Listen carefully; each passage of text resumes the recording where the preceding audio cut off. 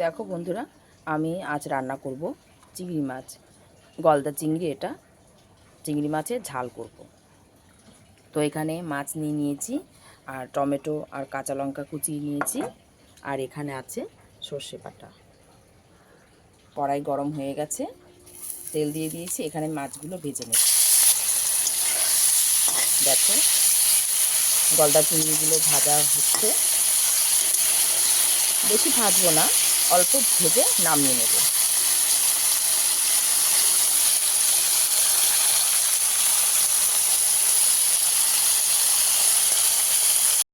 দেখো, মাছগুলো সব ভাজা হয়ে গেছে, আমি তুলে নিয়েছি।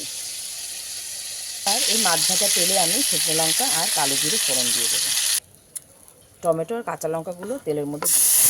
এখানে দেবো পরিমাণ মতন হলুদ গুঁড়ো, দেবো পরিমাণ মতো নুন, আর দেবো 7 চামচ লঙ্কার গুঁড়ো। যেহেতু আমি চিংড়ি মাছের ঝাল করব, এই জন্য আমি এখানে সর্ষের পেস্ট দিয়ে দিলাম। মশলাটা কষে গেছে, এবার আমি এখানে জল দিয়ে দেবো।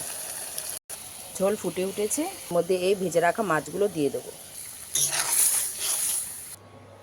দেখো বন্ধুরা, চিংড়ি মাছের ঝাল আমার একদম রেডি হয়ে গেছে। এবার আমি নামিয়ে নিয়েছি।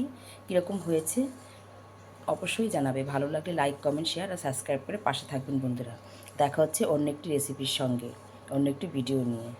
ধন্যবাদ, সবাই ভালো থাকবেন।